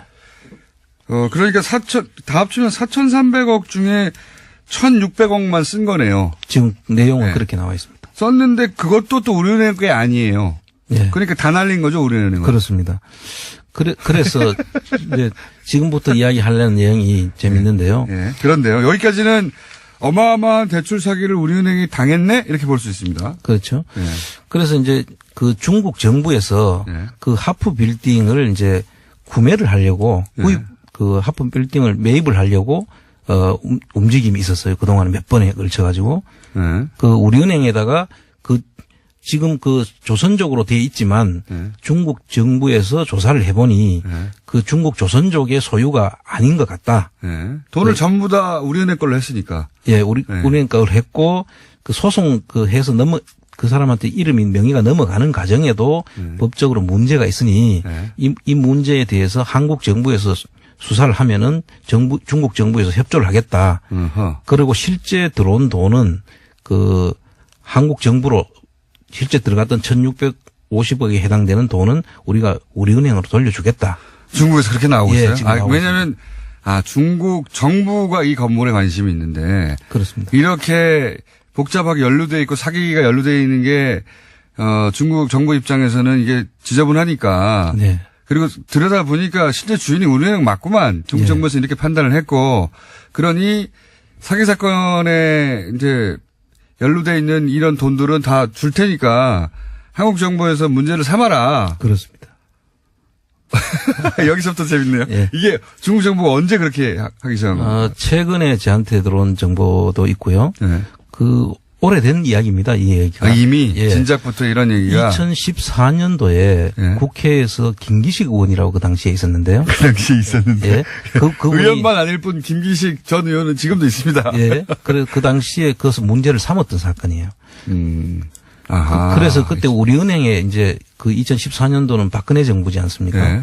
그때 이미 그 우리은행이 가져간 우리은행에서 돈을 받도록 해야 되는 거 아니냐 하니까 우리은행에서 대답이 아주 우습습니다. 우리 그거 다 받았다고. 자, 여기서부터 진짜 재밌습니다. 여기까지도 재밌는데 더 재밌어지네요. 그러니까 중국 정부에서 한국 정부가 문제 삼으면 돈을 돌려주겠다고 했어요. 예. 우리은행 쪽으로다가. 네. 우리은행이 1,600억 사기 다 했구만. 네. 2,200, 그러니까 사라진 차액은 모르겠고. 예. 적어도 이 건물의 지분을 산 금액에 해당되는 1,600억은 돌려줄게. 네. 주인이 당신들인 것 같네. 네. 라고 해서 김기식 의원도 그 내용을 파악한 다음에 이거 받도록 해야 되는 거 아닌가. 했더니 우리은행이 다 받았다. 1,600억. 예. 이라고 했다고요, 답변을. 그러니까 자료를 달라고 하니까 네. 그 구체적인 자료는 개별 정보라서 우리가 줄 수가 없다라고 한참 버텼었어요. 네. 그런데 실제로 그때 제시한 자료 중에 250억 정도만 받은 그 계약서가 있고 네. 나머지는 지금 확인할 방법이 없습니다. 1,350억 정도는 네. 받았는지 안 받았는지 알 수가 없다. 그런데 그 250억도 어떤 명목으로 받았는지에 대해서 구체적 설명이 없고요. 하여튼 입금된 돈이 있더라. 예, 입금됐다고 이제 국회에 제출한 자료에 보면 네. 그렇게 돼 있는데 이 부분에 대해서는 우리은행이 지금 뭔가 상당히 숨기고 있는 것이 있다. 그 숨기고 있다고 생각하신 이유는 또 뭡니까? 그 자료들을 구체적인 자료들을 내놓지 않고 있고요. 네. 1,600억 받았으면 1,600억 받았다고 하면 되잖아요. 그죠? 그렇죠. 받았다고 하면 되는데 그 자료들을 지금 내놓지 않고 있고요. 그다음에 그 중국 정부에서 지금 이걸 한국에다가 사겠다고 네. 우리은행에다 계속 그 오파를 냈는데 거기에 대해서 이런 방구에 대꾸를 하지 않고 있어요. 아하, 이거 재밌네요. 그러니까 지금 말씀을 종합하면, 자, 제가 한번 정리를 해볼 테니까 이게 맞나 봐 주십시오. 돈 숫자 나오면 사람들이 헷갈리기 시작하거든요. 예. 자, 파이시티라고 하는 대출 사기 사건이 있습니다. 그 파이시티 대출 사기 사건은 이미, 혐의가 확정됐고 감옥에 가 있는 사람들이 있습니다. 주범들이. 그렇습니다. 근데 똑같은 사람들이. 네. 똑같은 사람들이 우리은행으로부터 네. 국내에서는 3,800억, 네. 그다음에 우리은행의 중국 지점으로부터는 470억. 네. 그래서 대략 4,270억, 4,300억 가까이 되는 돈을 대출을 받았습니다. 똑같은 사람들이, 감옥에 가 있는 사람들이. 그렇습니다. 대출을 받았어요. 그리고 나서 중국에 있는 건물을 하나 투자합니다. 예. 그 투자하려고 이제 받았다는 거 처음부터. 네네. 그런데 이 4,300억 중에 1,600억 원어치 지분밖에 안 사요. 네. 그러니 나머지 어디 갔냐, 일단. 첫 번째 질문이 나오는 거죠. 나머지 2,700억 정도 어디 갔냐. 네. 첫 번째 질문이 나오고, 이 산 지분에 대해서 중국 당국에 보니까 이거 우리은행이 사기당했구만. 네. 왜냐하면 중국이 그 건물, 중국 당국이 건물에 관심이 있는데 지분 구조를 보니까 복잡하게 되어 있어서 지분 관계 털고 정부가 매입하려고 하는데 그 지분 관계 속에 보니까 이거 1,600억 정도를 우리은행이 사기당했네. 네. 그러니 이걸 돌려줄게 했는데 우리은행에서는 돌려받았다고. 예. 예. 김기식 의원이 문제 제기하니까 돌려받았다고 하면서 내놓은 건 250억짜리밖에 없고 네. 나머지 금액을 어떻게 돌려받은지에 대해서 지금도 얘기하지 않고 있다. 그렇습니다. 이것이 바로 뇌물로 그 자리에 간 것으로 지금 검찰 수사하고 있는 이팔성 우리은행 우리금융 회장이 있을 때 벌어진 일이다. 예. 그래서 계속 그 뒤에 이순우 행장, 그다음에 이강구 행장까지 이어지는 과정에서 일들이 계속 진행되는 겁니다. 이게 재밌는데요. 그러면 우리은행이 만약에 1,600억을 다 돌려받은 게 확인되면 모르겠는데 적어도 나머지 2,000억대에 사라진 돈은 이제 또 다른 문제고 이 1,600억을 우리은행이 돌려받지 않았다면 예. 그렇다면 우리은행이 큰 문제가 있는 거 아닙니까 지금 뭔가. 예. 예? 우리은행도 이게 공범이거나 그렇게 의심받을 수밖에 없는 상황이잖아요. 당연한 이야기입니다. 예. 은행이 그 돈을 돌려받지 않을 이유가 없지 않습니까? 예. 지금 그리고 그 돈이 들어왔는 출처가 예. 지금 버진 아일랜드에 있는 그 매너 인터내셔널이라는 회사인데. 지금 입금된 250억도? 예. 그래서 버진 아일랜드. 예. 그리고 중국에서 온 게 아니고요. 예. 버진 아일랜드는 어떤 데고 하면은 BBK 사건 때 예. BBK를 또 버진 아일랜드에 만들었던 회사. 그렇죠. 지역이죠. 예. 맞습니다. 예. 거기 좀 복잡해지는데. 네. 어쨌든 그 BBK 때도 해외에 있는 페이퍼 캠페인을 통해서 자금이 세탁돼서 들어왔거든요. 네. 네. 그리고 지금 우리 은행에서는 그 3,800억 중에서 3,500억 정도를 결손 처리를 했더라고요. 그 못 받을 돈으로 예, 처리를 했는 상태인데 이 모든 것들 그런데 이미 돈은 받았다고 하고 네. 중국에서 사겠다고 하는데 네. 또 팔지는 않고요. 아예 대꾸를 안 하는 거예요, 지금. 팔겠다, 안 팔겠다 소리도 안 하고. 그래서 이게, 우리 같으면 돈을 그렇게 주고 사겠다는데 안 팔 리가 없잖아요. 당연하죠. 그거를 지금 이걸 어떻게 당연하죠. 해석을 해야 되는지. 지금 그 돈을 날리는 줄 알았는데. 그렇죠. 그 돈을 돌려주겠다 혹은 사겠다. 어쨌든 1,600억이 돌아올 기회가 생긴 거 아닙니까? 우리은행 입장에서는. 그렇습니다. 완전 땡큐인데. 이게 재밌는데요. 그런데 우리은행이 돌려받았다고 하는 1,600을 돌려받아야 되는데 돌려받았다는 250억 또 어디서 들어왔느냐. 버진 아일랜드에서 들어왔더라. 예. 중국에서 들어온 게 아니라. 거기서 왜 들어오죠, 얘가? 예, 이 구조를 보면 버진 아일랜드도 나오고요. 케이만 군도도 나오고 홍콩도 나옵니다. SBC들을. 케이만 군도는 왜 나옵니까? 그쪽으로 저 회사들이 몇 개가 만들어져 있습니다. 돌아가면서. 그 관련된 회사요? 예, 그렇습니다. 냄새가 엄청 많이 나네요. 그렇습니다. 여기에서 그래서 지금 그 돈 들어왔는 것이 네. 얼마가 들어왔는지도 확인이 안 됐지만 그 돈 들어왔다면 그 자금은 소위 말하는 저수지가 아닐까 그렇게 제가 의심을 하고 보고 있습니다. 그 저수지 게임이라고 네. 계속해서 얘기했던 네. 돈이 캐나다에서 사라졌어 막 이런 네. 주장하고 있는 그 케이만 군도 쪽에서 또 회사가 만들어지고 예. 거기는 전 세계적으로 유명한 곳이니까요. 예. 돈이 사라지는 블랙홀 같은 곳인데 거기도 관련이 있고 그다음에 버진 아일랜드 다 조수 해피처죠 이게 다. 예. 그리고 그 바베이도스라고 또 바베이도스 유명하죠. 예. 바베이도스도 그 관련이 돼 있습니다. 도둑놈의 냄새가 확 나는데요.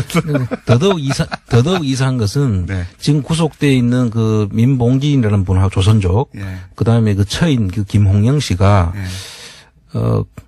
그 해외를 나갈 때 여권에 국정원 여권을 썼다는 지금 이야기도 있고요. 그건데 확인은 안 된 거죠. 예, 그래서 그런 첩보도 들은 적이 예, 첩보를 들은 적이 있어서 이 부분에 대해서는 조속히 빨리 수사가 돼야 된다. 저는 그렇게 생각합니다. 이거 새로운 덩어리네요. 예. 제가 검찰 측으로부터 직접 들은 얘기는 아니지만 걸러서 한 달이 건너서 들은 이야기가 이명박 전 대통령 수사하다가 너무 많이 나와가지고 뭐가 너무 가지차기를 많이 해가지고 지금 계속 소환이 늦어지고 있답니다. 예, 지금부터 이제 시작인 것 같아요. 지금 훌륭하신 분이니까요. 근데 이거는 완전 새로운 덩어리네요. 재밌습니다. 근데 사건이. 그렇습니까? 예. 네, 재밌는 사건이고 게다가 이팔성 우리은행 회장이 우리금융 회장이 딱 나왔거든요, 지금. 예. 이름이. 그렇습니다. 예. 딱 이분이 계실 때 플란다스의 개가 할 일이 이런 겁니다. 그렇습니다. 검찰이 너무 많은 일들을 하고 있어가지고 일일이 다 쫓아다니지 못하는 사안들 중에 특히 해외에 있는 건 정말 약하거든요. 요 사안들을 안원구 청장님의 특기를 발휘해서 계속 추적하고, 예. 그래서 플란다스의 개라는 게 다스를 구입한다, 구매한다, 주주가 된다. 주주가 다 되는 자체가 목적이 아니잖아요, 사실은. 그렇습니다. 예. 이명박 전 대통령이 드신 것들을 다 찾아내고 하겠다는 의지의 표현이거든요. 앞으로 예. 플랜 삼성, 플랜 포스코, 플랜 이거부터 하고요. 청장님. 계속 해야 됩니다. 청장님 이거부터 하고요. 오늘 말씀 감사합니다. 새로운 건입니다. 지금까지 안원구 전 대구지방구청장이었습니다. 감사합니다. 네, 감사합니다. 다음은 김윤옥 여사가 실검 1호인데 네이버는 정월 대보름입니다. 네, 그런 적이 한두 번이 아니에요. 사실 다음을 쓰건 네이버를 쓰건 사람들이 포털을 쓸 때 특별히 이런 사람만 몰려간다 그러기에는 모집단이 너무 크거든요. 예. 평균이 나와야 되는 겁니다. 평균이. 근데 네이버는 정월 대보름이 전 국민이 가장 많이 검색한다. 왜죠? 김윤옥 여사가 검색되는 이유는 몇 가지가 있습니다. 정두현 의원이 어제 인터뷰를 했거든요. 김윤옥 여사가 대선 때 엄청난 실수를 저질러서 본인이 각서를 쓰고 뭔가 해결했다.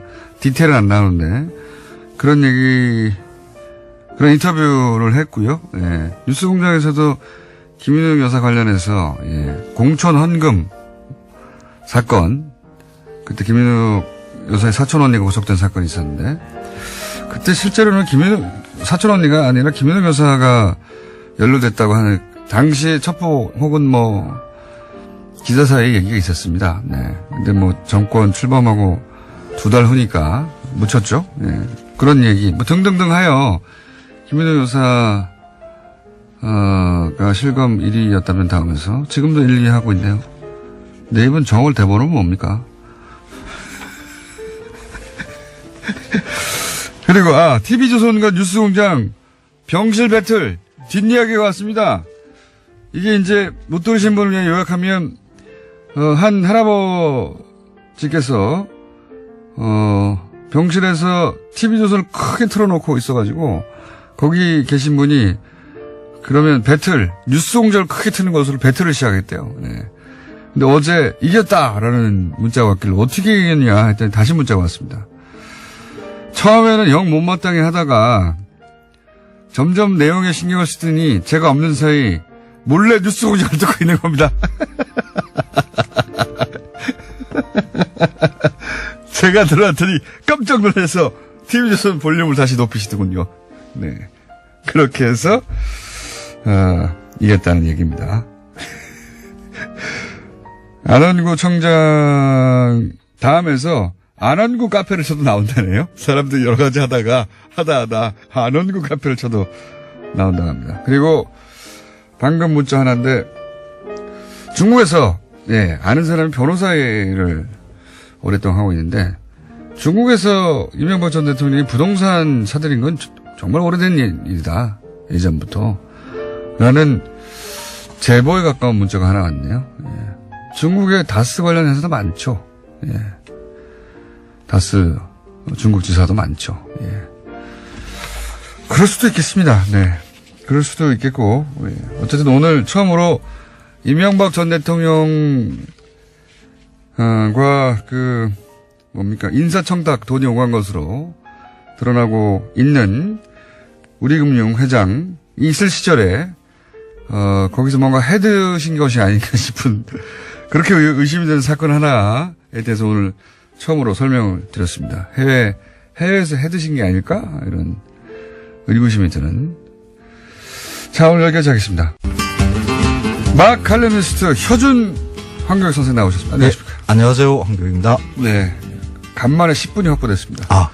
보통 일이네요. 7분, 6분, 5분, 심지어는 막 4분 이런 때도 있었는데 10분대가 드디어 확보됐습니다. 먹는 음식이 제일 중요한데 여기서는 좀 김어준 라디오에서는 조금 홀대를 받고 있어요. 홀대 정치보다 먹는 게 더 중요합니다. 그렇긴 합니다. 네. 먹고도서야 무슨 일이든 한다. 김성태 의원님도 그게 운영이 하면서 밥 먹어야 돼. 밥 먹고 합시다. 아니 근데 이 시간은 시간에 길고 짧은 거 상관없이 항상 긴급하게 얘기하다가 마무리 못하고 끝나는 시간이기 때문에 그리고 이제 음식 얘기만 합니까? 나머지 절반은 음식과 관련 없는 얘기예요. 음식 이야기예요 다. 제가 아는 이야기는. 자, 오늘은 주제가 뭡니까? 이번 평창 올림픽이 남북 단일팀이 구성되면서 아주 흥행에 크게 성공을 했습니다. 그래서 이게 남북 단일팀에 관련되는 이슈를 하나 가져왔는데요. 북한 선수들이 이렇게 내려오고 이러니까 그 북한에서 먹는 음식과 우리 남쪽에서 먹는 음식이 뭔가 이렇게 좀 다를 수 있겠다 이런 생각들을 차이 있겠죠. 용어부터 차이가 있고. 그래서 우리는 북한 그러면 평양냉면, 함흥냉면 이런 게 있겠지. 이렇게 대표적인 게 그거죠. 그런데 저도 이제 북한 음식에 대해서 관심을 많이 가지거든요. 안 가지는 음식 종류가 없지 않습니까? 음식만 관심을 가지나요? 이 음식이 어디서 나올지 찾느라고. 맞습니다. 혼자 괜히 아무도 안 시켰는데. 그래서 북한에서 나온 여러 출판물들, 그리고 이제 탈북자들이 인터뷰해 놓은 내용들, 이런 것들을 자세히 봅니다. 갈 수가 없으니까. 근데, 이런 북한의 음식을 자세히 들여다보는 것이 우리의 음식을 잘 알 수 있는 방법이기도 하거든요. 우리 남북은 보면은 이게 분단이 되는 게 72년밖에 안 됐죠. 네. 그 이전에는 뭐 수백 년 동안 거의 그러니까요. 1000년 가까이 그 한 덩어리 그 국가로 이렇게 살았거든요. 그래서 그 당시만 하더라도 그 뭐 삼국이 나눠져 있다 하더라도 국경이 있는 게 아니기 때문에 그렇죠. 예, 다 교류하고 살았단 말이죠. 그렇죠. 그래서 민간들은 원래 남북이 거의 비슷한 음식을 먹었을 것인데 네. 그게 분단되고 난 다음에 달라진 음식을 들여다보면 우리가 원래 좋아하는 음식 식성이라는 게 과연 있는가? 음식이라는 게 사회적으로 주어진 그 경제 상황에 그 한 집단의 그 사회 경제적인 조건에 의해서 결정되는가 하는 이런 것이 이제 분명하게 드러나 보이거든요. 그래서 문화 인류학적 관점에 대단히 꽂히신 음식 평론가라고 저는 혀준 선생님을 평가합니다. 아니 이거는 뭐 그리고 괜히 부지런합니다. 호기심이죠. 그냥 진짜 호기심에 관심 방향이 그쪽이신 거죠. 네. 저도 비슷하기 때문에 재밌습니다. 한국에서는 그러니까 원래 그 인간이 가지고 있는 습성은 이래요. 보통 이제 음식 평론가들은 맛 얘기하거든요. 맛. 맛이 어떻다. 이야기해요. 맛이 어떻다. 네. 뭐 맛없다 이런 이야기 많이 하잖아요. 네. 늘 일상에서 먹는 음식을 우리는 이런 식으로 대해요. 우리는 그 한민족, 한국인들은 이런 음식을 그냥 당연히 좋아하는 그런 미각을 가지고 있는 거야 하는 이렇게들 생각을 하죠. 그래서 특히 이제 떡볶이 같은 경우가 대표적인데. 떡볶이 얘기 나올 때부터 흥분하시는데. 예, 떡볶이는 뭐 우리나라 뭐 골목골목에 다 존재하고 이거는 당연히 우리가 맛있어야 1000년, 2000년 먹었을 것 같은 음식. 그렇죠. 그런 음식으로 여기고 있어요. 그런데 북한에는 이 음식이 없습니다. 북한에 떡볶이가 없어요? 없습니다. 그러면 떡볶이 나온 지가 얼마 안 됐다는 얘기네요. 그렇죠. 궁중 떡볶이는 그럼 거짓말입니까? 그것도 없습니다. 북한은. 원래 한국인들이 떡볶이를 좋아하는 그런 미각을 가지고 있다 그러면 북한에서도 비슷한 음식이라도 있어야 되는데 그게 없어요. 그러니까, 우리한테 떡볶이가 넉넉하게 주어질 수 있는 그런 조건이 있었기 때문에 우리가 떡볶이를 많이 먹게 됐다라는 이런 이제 설명이 가능한 거죠. 그렇죠. 거꾸로. 원래 가래떡이라는 것은 쌀로 만들지만은 밀가루로도 만들거든요. 그래서 밀떡이라 그러죠. 그러니까 1960, 70년대에 밀가루가 싸니까 이거로 이제 떡방앗간에서 그 가래떡 뽑는 기계에다 넣고 이렇게 쭉 뽑은 거죠. 밀가루가. 값싼, 밀떡, 가래떡이 만들어지고, 여기다가, 값싼 고춧가루, 그 고추장, 이 고추장이라는 게 고춧가루가 그렇게 많이 들어가는 것은 아니에요. 그 안에 대부분이 차지하는 게 물엿, 밀, 뭐 이런 것들이거든요. 그것도 다 값싼 그 옥수수 전분당에다가 뭐 밀가루 이런 것으로 해서 값싼 고추장이 이렇게 주어지죠. 그러니까 값싼 밀떡에 값싼 고추장이 있으니까 이것으로 만들어지는 떡볶이가 밀가루 대량 생산되고 거죠. 네. 싸고 그다음에 옥수수 전분당 대량 생산되고 싸고 그렇죠. 그러니까 싼 거 더해서 싼 음식을 만들 수 있는 기회가 온 거네요. 그렇죠. 그 대중 음식은 그 보통 서민들이 먹는 일상의 음식이라는 것은 얼마만큼 값싼 재료를 안정적으로 맞습니다. 공급받을 수 있는가 하는 거. 그래야 길거리에서 팔죠. 결정되는 거거든요. 그래야 길거리에서 팔고 가격도 싸니까. 그래서 이제 이명박 대통령 때 들어와서는 이게 이제 쌀떡으로 조금 바뀌어요. 그 이유가 우리가 쌀 자급 100% 이상을 확보를 하고, 거기다가 의무 수입되는 수입 쌀들, 그 가공용으로 들어오는 게 있어요. 이걸 처분할 데가 없는 거예요. 그 전에 노무현 대통령과 김대중 대통령 때는 북한에다가 좀 이렇게 많이 주고 있죠. 그런데 그걸 갖다 처분할 데가 없으니까 떡볶이 세계화라는 그런 것을 앞으로 내세우면서 국내에 떡볶이 시장을 크게 만들죠. 그래서 한 해 만에 떡볶이의 프랜차이즈 가맹점 수가 2배 이상 늘어나요. 쌀 가공 산업을 활성화하는 것의 한 아이템으로 이렇게 떡볶이를 갖다가 쫙 펼쳐나가는 거죠. 그리고 세계화도 하고. 그러니까 세계화라는 것은 사실 외국에 진짜 나가서 그 음식을 팔겠다는 것이 아니라 외국 사람들도 이렇게 많이 즐겁게 많이 먹더라. 이거 맛있는 음식이야 하는 것으로 국내 외국의 소비자들한테 국내 마케팅이다 오히려. 그렇죠. 외국에 그렇게 많이 안 팔려요. 떡볶이 그러면 북한에서 안 먹는다는 얘기는 떡볶이라는 게 먹기 시작한 게 그렇게 오래가 안 됐다는 얘기 아닙니까? 그렇죠. 그리고 우리 한국인이면 당연히 떡볶이를 맛있어 해야 되는 미각을 가지고 있는 것도 아니다. 세계화할 음식도 아니고 얼마 나오지. 그래서 북한 사람 탈북자들 있잖아요. 이주민 분들이 떡볶이를 처음 대하면서 느끼는 기괴함, 이질감 같은 게 있는 거죠. 막 찐득한 떡이 맵긴 맵고 왜 이러냐 달기도 하고 이게 뭐지? 근데 그거 적응하는데 상당한 시간이 걸려요. 그렇구나. 우리는 초등학교 때부터 학교 앞에서부터 먹어가지고 익숙해진 거거든요, 이게. 또 하나가 또 뭐 있습니까? 그런 음식이. 삼겹살이 없어요. 북한에 삼겹살 안 먹어요? 없습니다. 삼겹살이라는 음식이. 그러면 거꾸로 삼겹살을 우리가 먹기 시작한 게 얼마 안 됐다는 얘기예요? 얼마 안 되는 거죠. 삼겹살이라는 부위를 팬에 올려서 굽고 이것을 쌈으로 해서 이렇게 먹기 시작하는 것은 1970년대 쯤에서부터 시작을 하는 거고요. 그때 시간이 있었던 것 같은데 뭡니까? 부산 지역에서 양돈을 대규모로 하게 맞습니다. 되는 맞습니다. 일본 때문에 그렇습니다. 일본에서 이제 1960년대 이후에 급격하게 일본이 경제 성장하면서 고기 수요가 늘어나요. 그런데 이 양돈이라는 게 돼지 똥 오줌이 굉장히 문제거든요. 그래서 일본에서도 문제되니까 그걸 갖다 우리한테 설정 미룬 거죠. 그래서 일본 자본들이 들어와서 대규모 농장들을 만들게 이렇게 한국의 양돈 기지와 그렇죠. 그러고 다음에 이제 처음에는 이제 지육 상태로 이렇게 가져가는데 그럴 필요가 없는 거예요. 그냥 자기네들이 먹을 만한 것만 빼가는 거죠. 그래서 안심 등심을 주로 빼가요. 삼겹이 남았던 겁니다. 그래서 삼겹살이 남았어요. 그 삼겹살을 이걸 어떻게 먹을까 고민하다가 우리가 잘 먹는 이 쌈 방식 있었던 거죠. 된장 발라서 상추쌈 싸서 깻잎쌈 싸서 이렇게 먹으면 이게 먹을만 하거든요. 그러면서 이렇게 크게 이렇게 번져 나가는 거죠. 북한에서는 왜 삼겹살이 없느냐? 북한은 지금 식량 사정이 굉장히 안 좋아요. 먹고 살기도 힘들죠. 그래서 곡물만 챙겨 먹기에도 힘든 상황인데 그 돼지는 사람 먹는 거하고 비슷해요. 그래서 서로 먹이 경합이 일어나니까 돼지를 키울 수가 없는 거죠. 그럼 고기 먹을 때 북한에서 쌈을 안 싸 먹습니까? 북한에서는 쌈도 없어요. 왜 그렇습니까?